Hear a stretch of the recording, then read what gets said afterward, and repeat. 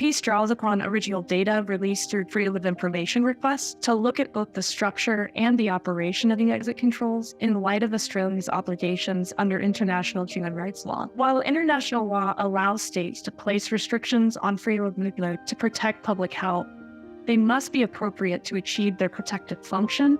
They must be the least intrusive instrument which might achieve the desired result, and they must be proportionate to the interest to be protected.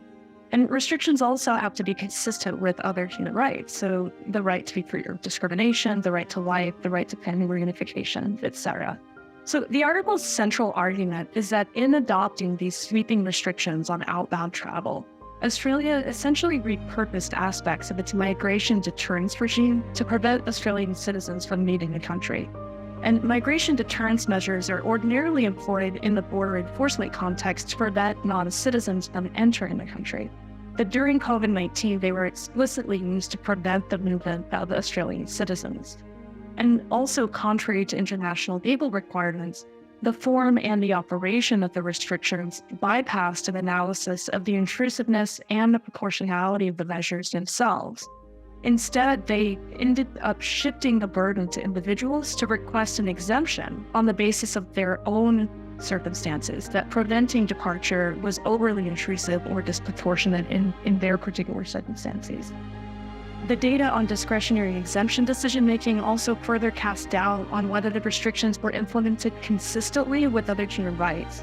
The measures were also not adjusted as circumstances changed, even as vaccinations became widespread and other measures for controlling the spread of the virus became available.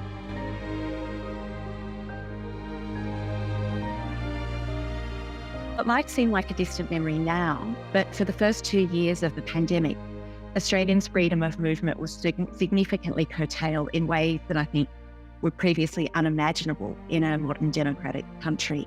Citizens were prevented from leaving Australia or from returning if they were overseas at the time that our borders were closed.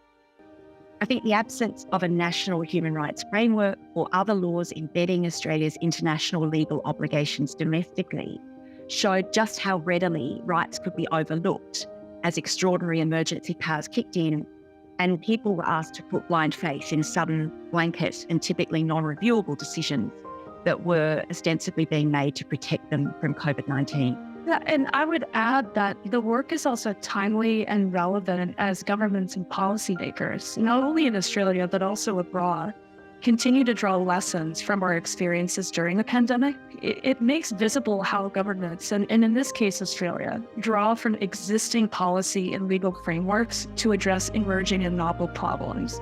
So that the Australian federal government chose to apply practices and policies from its migration control regime to the movement of Australian citizens should be eye-opening to many people who assume that these controls are unrelated to their own lives and circumstances. Instead, many of the same logics that underpin the use of these controls in the migration space have been transplanted to regulate movement in ways that may be unexpected and deserve examination.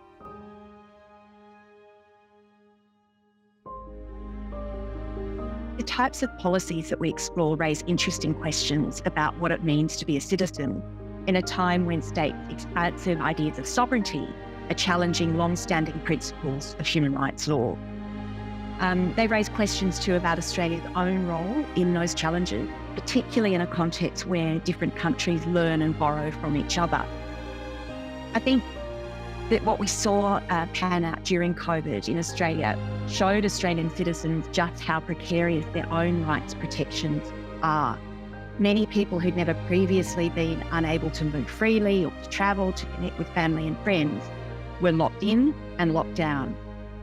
Even though, as a matter of international law, the right to leave one's country can be curtailed in a public health emergency, any measures taken have to be reasonable, appropriate, necessary and proportionate. Our article shows how Australia's travel restrictions bypassed an analysis of the intrusiveness and proportionality of the measures themselves, and instead shifted the burden onto individuals to show why particular measures were unreasonable in their individual circumstances. I think overall our findings raise serious questions about the legality of the restrictions over time and their implementation in light of Australia's international obligations.